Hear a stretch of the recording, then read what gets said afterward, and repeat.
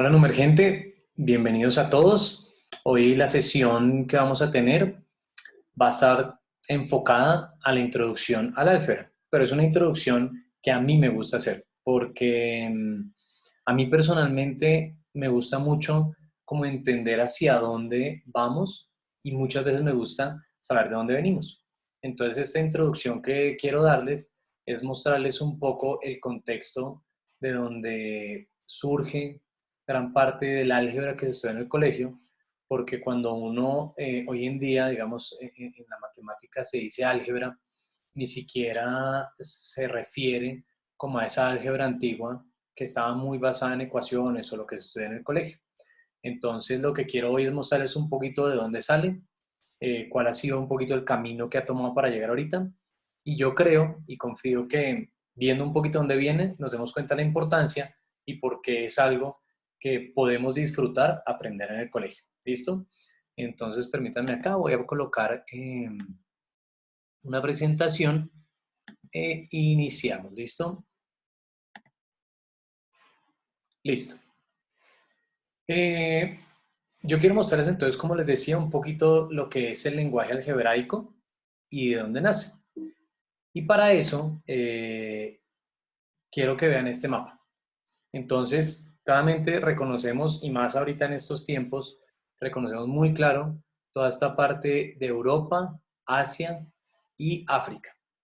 Entonces, yo quiero que cada vez que ustedes tengan la posibilidad de aproximarse un poquito a un marco histórico, yo creo que realmente algo que es bien importante es que nosotros comencemos a darle valor un poquito de dónde venimos, a la historia, darnos cuenta que de algún lugar ha salido todo lo que tenemos y muchas veces al indagar, al explorar, al profundizar, pues van a surgir muchas ideas que nos van a motivar, nos van a animar a hacer un estudio más profundo.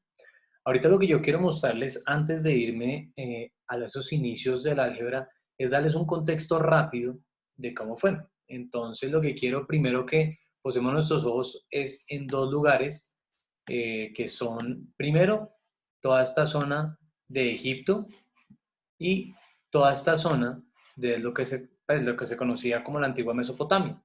Porque en estos dos lugares se van a gestar como las primeras bases matemáticas fuertes. Tenemos conservadas todavía reliquias, especialmente de lo que es Babilonia. Se tiene muy bien, muy claro como ellos utilizaban una técnica de escribir sobre barro y todavía se tiene muchos de ellos y se entiende, digamos, matemáticas que habían. Y también en Egipto, con el papiro de Rind, que ahorita les cuento un poquito más, ahí se encontró eh, mucha matemática antigua y todo esto obviamente estamos hablando antes de Cristo. Entonces, con la base de ellos dos, interesantemente ellos, su matemática estaba muy direccionada a problemas cotidianos, a situaciones de conteo, de medición, reparticiones. Entonces, ellos, la matemática que fueron haciendo fue muy enfocada allí. Y luego, los que se van a sumar van a ser todos los griegos. ¿Sí? Todavía antes de Cristo, toda esta Grecia va a tener algo muy interesante y es que con el desarrollo de lo que es la filosofía, ellos comienzan a tener un gusto por el conocimiento y comienza a ver por primera vez un estudio de la matemática que no fuera enfocado a situaciones, digamos, como convencionales, cotidianas. Entonces allí se gesta como esas bases del estudio profundo de una matemática formal. ¿Sí? Entonces, si bien ellos, obviamente con las limitaciones de la época, pero ellos realmente dejaron gestados muchos conocimientos que años después van a desencadenar en estudios formales de matemáticas. Entonces, esto estamos hablando antes de Cristo. Entonces, fueron como tres lugares que si bien se puede intuir que tuvieron comunicación entre ellos, fueron estudios aislados. ¿Listo? Ahí comienza. Y lo interesante es que ya luego, con el Imperio Romano, ustedes sabrán que casi que todas estas zonas que yo les mencioné quedaron un poquito, pues quedaron todas conectadas, fueron parte del Imperio Romano. Entonces, Roma, de alguna manera, hizo como la tarea de difundir la matemática por todas esas zonas inclusive pues en ese tiempo se crea la Biblioteca de Alejandría, aparecen otros matemáticos famosos, se hacen estudios, digamos, había gente que se podía dedicar solamente al estudio en filosofía, en matemáticas, en ciencias, en medicina. Digamos, eso era avalado por el imperio, entonces eso fue muy importante. Y de ahí, entonces, lo que va a pasar es que luego con la caída del imperio romano, con esa fractura, va a haber algo muy interesante. Europa, ustedes sabrán, entra en esa época oscura, en esa época donde la ciencia se congela, se va un poco más hacia el feudalismo. Entonces la matemática, con esto de la Biblioteca de Alejandría, que queda ubicada aquí en el norte de África, entonces, allí queda como los conocimientos y va a aparecer como ese mundo árabe, ¿sí? Viene Mahoma, comienza un contexto religioso y es muy interesante como este contexto religioso luego va a tener también su impacto en las matemáticas. ¿Por qué? Porque este imperio, o bueno, este desarrollo árabe, ellos van a comenzar a tomar todo este norte de África y con el pasar de los años, aquí estamos hablando más o menos con el año 600, comienzan ellos, para el año 1000, ellos ya han conquistado todo este norte de África, ¿sí? Y han llegado a, a Europa, pues por ese lado, es lo que llamaban en España los moros, pero es interesante que en ese camino que hacen, ellos tenían un problema matemático muy básico. Ustedes, lo poco mucho que sepan de la religión musulmana, pues ellos tienen como base siempre orar hacia la Meca. Entonces, cuando comienzan a desplazarse, cuando comienzan ellos a avanzar, siempre estaba el problema de con las herramientas que tenían de ese entonces poder definir muy bien la orientación de dónde estaba la Meca y lo que van a comenzar a utilizar son estudios griegos que habían en entonces. También, digamos, para ese tiempo que ya existe el cristianismo, muchos cristianos eran griegos, ¿sí? El cristianismo se difundió mucho por la Grecia y por el norte de África también, entonces ahí había una mezcla cultural y religiosa. Estas personas tenían como en su ADN como una sed por la ciencia, entonces, digamos, estos jefes musulmanes siempre tenían que responder a las necesidades del pueblo y muchos de ellos les pedían matemáticas, era algo que se estudiaba, entonces ahí es donde se va a gestar, bueno, ahí se da primero la quema de la Biblioteca de Alejandría, algo muy importante, pero no se quemó todo, ¿sí? Ahí se sabe que se pidió que se escogieran algunos textos y muchas veces el criterio era esto que les mencionaba, de fines religiosos, entonces de ahí lo que va a pasar es que se quema, pero comienzan a aparecer unas escuelas algebristas en ese mundo árabe.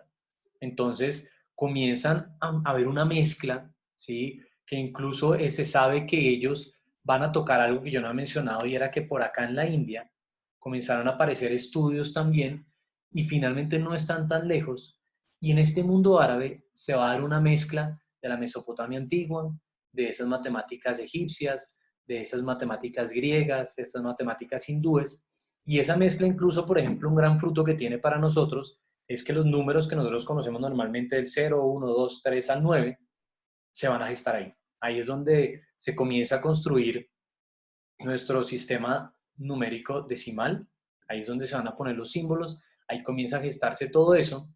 Y tiene un contexto muy importante en su época y eso incluso va después a tener un impacto muy fuerte en Europa, ¿sí? Digamos que cuando ya Europa comienza a tener ese despertar, comienza a haber una crisis a nivel político, a nivel religioso, un debilitamiento de la Iglesia Católica, ya más o menos para el siglo XII, XIII, XIV, va a venir lo que se llama el Renacimiento. Y en el Renacimiento es como ese descubrimiento nuevamente de esa cultura griega, de esa filosofía, del arte, comienzan a aparecer muchas cosas ahí con unos valores diferentes a los que estaban reinando en toda Europa, pero si se dan cuenta en este gráfico, India ya había conectado acá en sus matemáticas y todo esto fue viajando por el norte de África hasta llegar aquí a España y Portugal, ¿sí? Nosotros ya hablando del siglo XIV, siglo XV, siglo XVI, pues ustedes saben que va a venir, por ejemplo, el gran descubrimiento de América. Pero es muy interesante que todo eso, esas matemáticas, hasta ese momento, por ejemplo, todo ese mundo árabe va a ser algo que tiene mucho que ver con esa introducción al álgebra, por lo que le decía de estas escuelas algebristas, y es que comienza a aparecer como las primeras bases de un lenguaje algebraico. ¿Sí? Si bien ya había habido algunos como intentos de lenguaje en Egipto, en Babilonia, en Grecia, en India, hasta este momento es que se va a consolidar el lenguaje algebraico. Antes, cada uno lo escribía de su manera, ¿sí? Y realmente no era tan fácil entender lo que hacían unos y otros, pero acá se va a gestar. Entonces ya estamos hablando de siglo XIII, siglo XIV, ya entonces comienzan a haber luchas en España por independizarse. Ahí, digamos, no tengo muy exactos los datos históricos, pero es más o menos del siglo III al siglo XV que se va a independizar toda esta península ibérica con una riqueza particular a diferencia de toda Europa. Y es que en España y en Portugal quedan unas escuelas de ese mundo árabe con conocimientos traídos de Grecia, de Egipto, de Babilonia, de India. Y entonces comienzan a aparecer esos estudios filosóficos y toda Europa comienza a saber que en España es donde está concentrado un poco de toda esa matemática antigua. Entonces van a ir muchos a formarse ahí y especialmente alemanes comienzan a acercarse ahí y eso es lo que va a desencadenar un poco toda esa riqueza que tenían en Europa y todo lo que es en el Renacimiento va a dar nacimiento a lo que podríamos llamar como esa base de la matemática moderna. Entonces, curiosamente a veces la gente se pregunta, oiga, ¿por qué nos colonizaron los españoles, los portugueses y por qué no otros, digamos, de Europa? Pues porque los que tenían en ese momento, cuando comienzan a ver esas primeras expansiones, cuando se quieren buscar esas rutas de comercio con India, los que tienen conocimientos fuertes traídos de Grecia, de navegación, de geometría, de, digamos, un poquito de astronomía, porque se utilizaban los astros para ubicarse, estaban todos esos conocimientos traídos del norte de África en España. Entonces ellos eran los que tenían ese conocimiento y eran los que podían aventurarse porque era muy peligroso salir, digamos, a ese mar abierto tan amplio sin saber cómo ubicarse.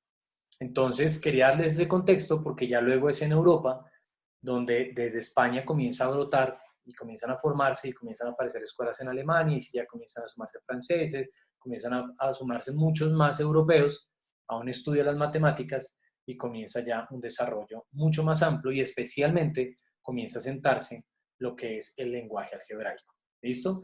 Entonces, de lo que les mencioné, les quiero mostrar acá un poco algunas cosas. Borramos acá. Listo. Entonces, Egipto, por ejemplo, ellos tuvieron un sistema de numeración propio en ese papiro de Rhind que se encontró. Rhind fue el descubridor, por eso tiene ese nombre.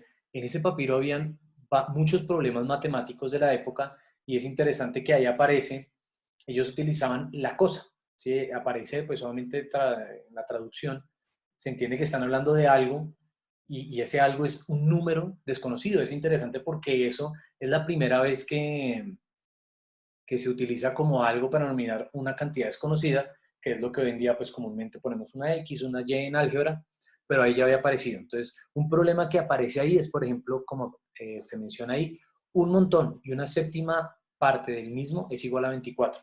Entonces ahí están hablando de cantidades desconocidas y de alguna manera están figurando lo que podríamos entender como una ecuación. ¿Sí? Muy posiblemente ellos no lo entendían de esa manera, pero ahí quedó consignado. En, a ver, en Babilonia, por ejemplo, es muy chévere que en ese se llama ay, llévese, algo así era que se llamaba, es bien interesante, porque en este que está aquí abajo, en esta arcilla, quedó consignado el cálculo de la raíz de 2. Entonces, en esas tablillas que ellos utilizaban, ahí uno puede ver que ellos hicieron un trabajo de ecuaciones lineales, incluso llegaron a trabajar ecuaciones cuadráticas y estamos hablando de 2000 años antes de Cristo. Obviamente, si ustedes se dan cuenta, uno mira solamente como esas inscripciones que hacían ellos, lo que llamamos escritura cuneiforme, pues en eso, obviamente uno como que no lo entiende, pero ahí quedaron consignadas como una primera base de lo que nosotros hoy podríamos entender como ecuaciones lineales y cuadráticas y cantidades desconocidas. Entonces, desde ese tiempo ya se está trabajando. En Grecia, antes de Cristo, la matemática que se estudió, realmente ellos le dieron mucha fuerza a la geometría, ¿sí? Entonces, la escuela de Euclides, ¿sí? Que eso casi realmente en Grecia, con los pitagóricos y eso llegó a tener casi un contexto religioso y pertenecer a los pitagóricos era realmente con un contexto muy diferente porque ellos le daban un sentido filosófico profundo y trataban de explicar el universo y el mundo a través de los números.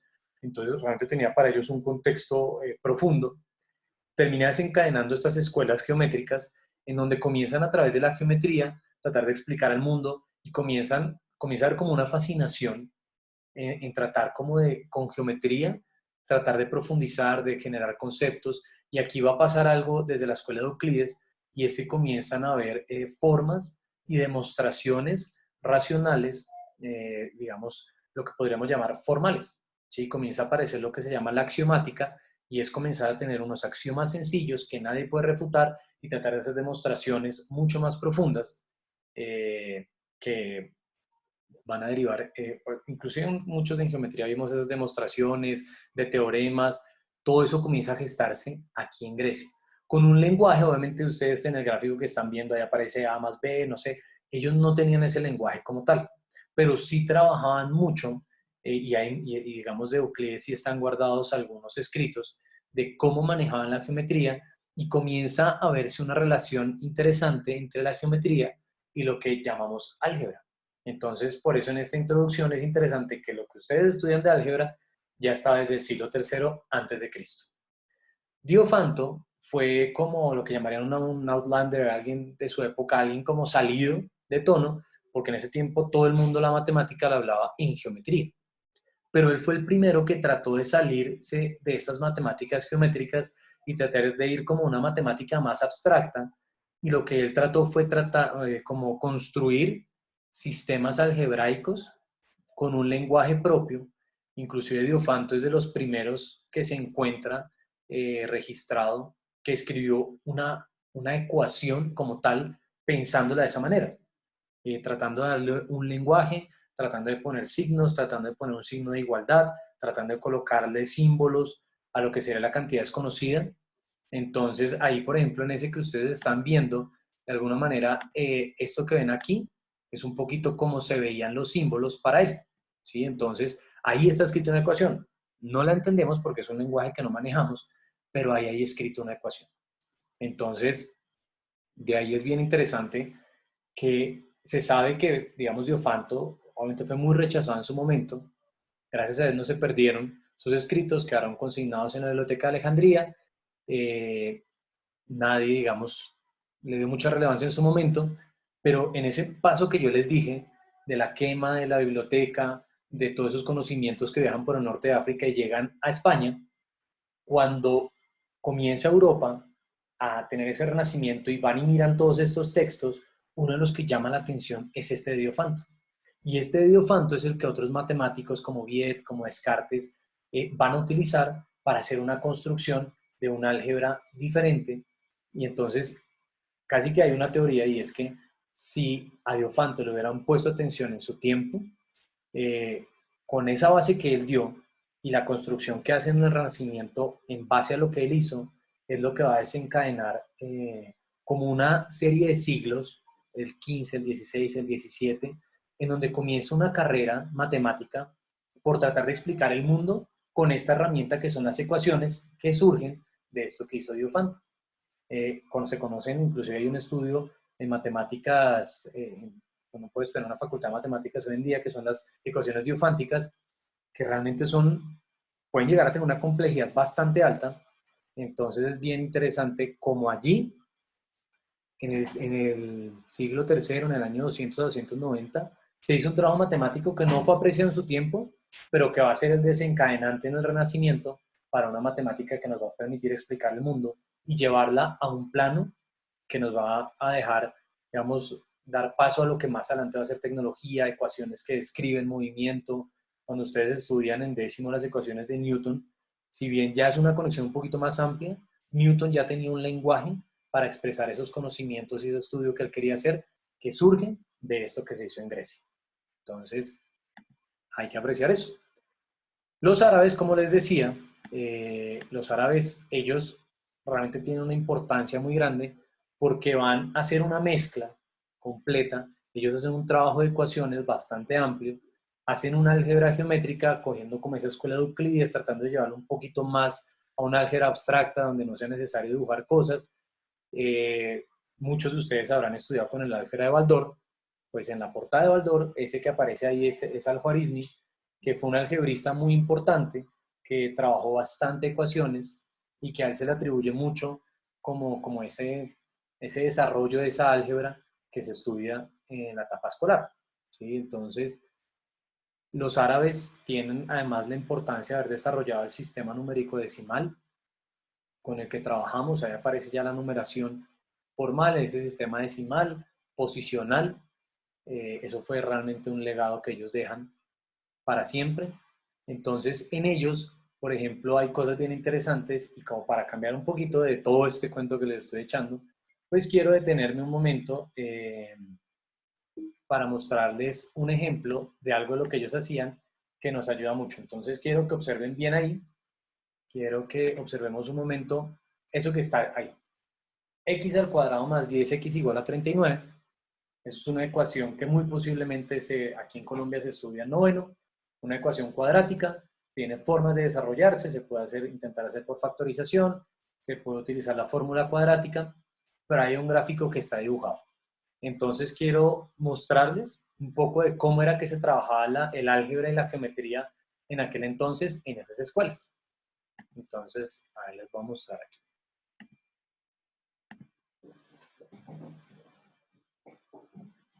Listo, número ejemplo. Entonces, lo interesante es que en ese ejemplo que les colocaba, entonces ahí aparece la ecuación x al cuadrado más 10x igual a 31. Ellos utilizaban la geometría y de la geometría solamente necesito un concepto básico. Uno respecto al cuadrado y otro respecto al rectángulo. Y es que lo único que necesito que se acuerden es que en el cuadrado, si yo tengo el lado A, el área de ese cuadrado va a ser A al cuadrado. Y si yo tengo un rectángulo del lado A y del lado B, el área de este rectángulo va a ser AB. Si se dan cuenta, esto de aquí se parece un poco a lo que está acá. Entonces, ¿cómo lo planteaban ellos? Y es que si yo tengo x al cuadrado más 10x, ellos se planteaban la hipótesis. Entonces, oiga, es como si yo tuviera un cuadrado del lado x. ¿Sí? Acá, de aquí a aquí hay x y de aquí a aquí hay x. Entonces, ¿cuál es el área de este cuadrado? X al cuadrado. Entonces, este x al cuadrado representa esta área. Y ahí al ladito le están sumando 10x y este 10x me puedo imaginar como un rectángulo. Entonces me imagino un rectángulo en donde de aquí a aquí tiene lado 10 y de aquí a aquí tiene lado x, el mismo que ya estaba aquí. Entonces el área de este sería 10x. ¿Listo? Entonces, casi que lo que estoy haciendo es plantear que esta ecuación, que muchos de ustedes podrán haber trabajado, la puedo escribir como un problema geométrico de suma de áreas. Entonces es como si me estuvieran diciendo, oiga, la suma de este cuadrado, del área de este cuadrado, con la suma del área de este rectángulo, me da 39. ¿Sí? Obviamente tenía que ser 39 unidades cuadradas, póngale centímetros, metros, lo que sea, póngale 39 unidades cuadradas. Pero entonces, ¿qué hacían ellos? Entonces ellos comenzaban a hacer unos movimientos o unas transformaciones geométricas y entonces, por ejemplo, hacían lo siguiente. Cogían este rectángulo, hagámosle una partición a la mitad. Cosa que hasta aquí no hayan 10, sino 5. ¿Sí? Entonces, cogimos y lo quitamos. Y la transformación interesante es que ellos hacían cortes y movimientos. Y entonces, como yo lo corté, voy a coger este pedacito de acá y lo voy a pasar para aquí abajo. ¿Listo? Pero lo tengo que girar. ¿Por qué? Porque entonces me tiene que quedar aquí abajo. Este pedacito lo quito de acá. ¿Listo? Lo quito de acá. Entonces, ojo a lo siguiente. Porque de aquí a aquí hay 5 y de aquí a aquí ya habíamos dicho que tiene lo mismo acá, que es X. Espero que me sigan ahí. Básicamente voy a coger el pedacito de aquí que me sobró y lo paso acá, girado. Entonces, lo que acá, si acá eran 5, acá eran otros 5, que son los que están acá. Y esto que de aquí a aquí había X, es lo que está acá. Entonces, eso me genera, como acá, este acá tiene área 5X, este tiene 5X, pero acá se me generó algo interesante y es que, por lo que estamos viendo acá, de aquí a aquí hay 5 y de aquí a aquí hay otros 5. Entonces, 5 y 5, yo esa área sí me la conozco. Esto mide, bueno, esto tiene de área 25 unidades cuadradas. Entonces, cambié el problema. Del problema inicial que tenía lo llevé acá. Pero aquí hay algo, y es que yo ya sabía, lo había hecho la ecuación, y es que, como les decía, acá transformé mi problema y lo transformé para que yo ya sabía que todo este pedacito que les acabo de subrayar tenía 39 unidades de área. Y le acabo de adicionar este de aquí, que tiene 25 unidades de área. Es decir, ahorita toda esta figura que tengo acá tiene 64 unidades de área. Pero además, si se dan cuenta, en esto tiene x más 5 y en esto tiene x más 5. Es decir, es un cuadrado. Y las áreas de los cuadrados, la gente ya sabía, porque lo hemos dicho aquí arriba, que es x más 5 al cuadrado. Entonces, cogí esta ecuación y por transformaciones la llevé a esta ecuación. Y es que esta es mucho más fácil de solucionar, porque yo sé, o ellos sabían, que un cuadrado de área 64, pues es porque cada lado tiene que medir 8. Y entonces ahora sí ya queda mucho más sencillo saber que la cantidad que no conocía para que me cumpla esta ecuación, ¿qué número al sumarle 5 a 8? Pues ese sí es fácil, tiene que ser 3. Entonces, fue resolver esta ecuación con métodos algebristas antiguos. Entonces, espero que les haya gustado el ejemplo, que les haya quedado claro, y es bien interesante cómo desde la antigüedad ellos trabajaban ecuaciones con geometría. ¿Listo?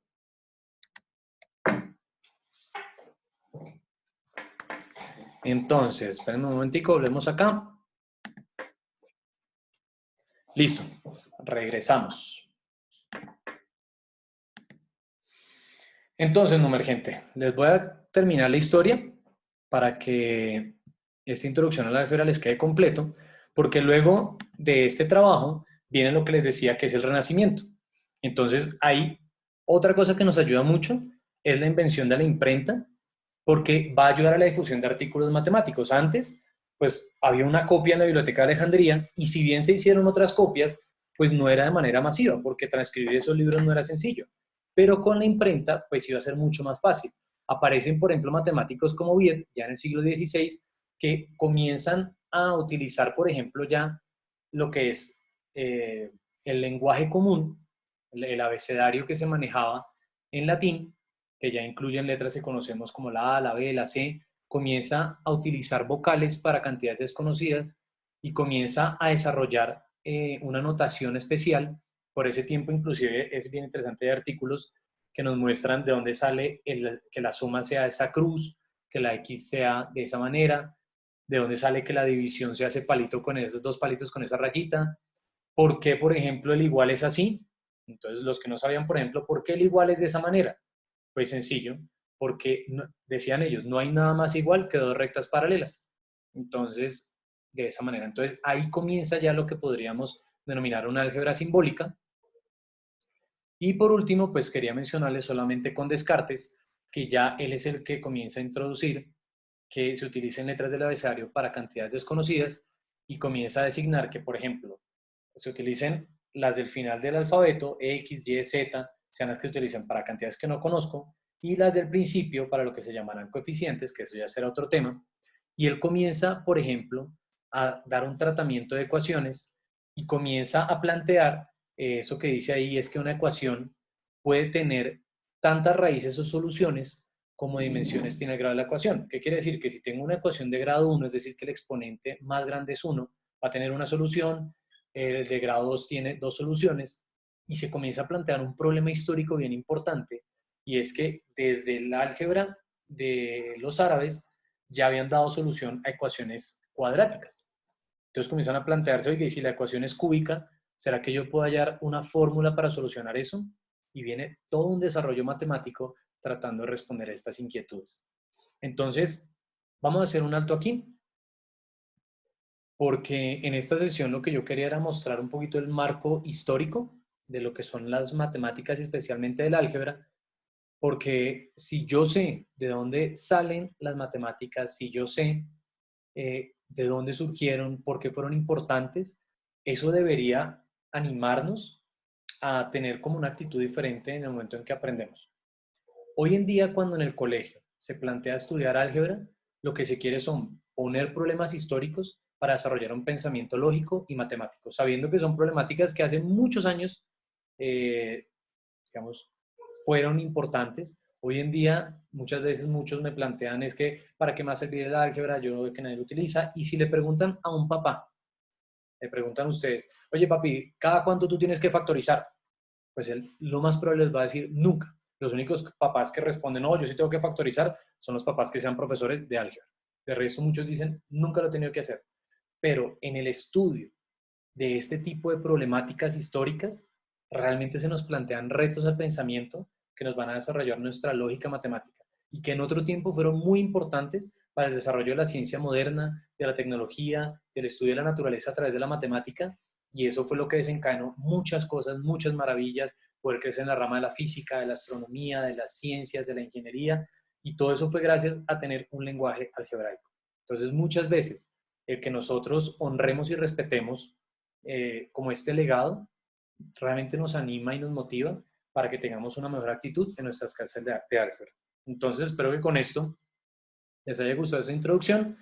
Este video pues queda montado en el canal de YouTube y bueno, nos vemos en una próxima sesión.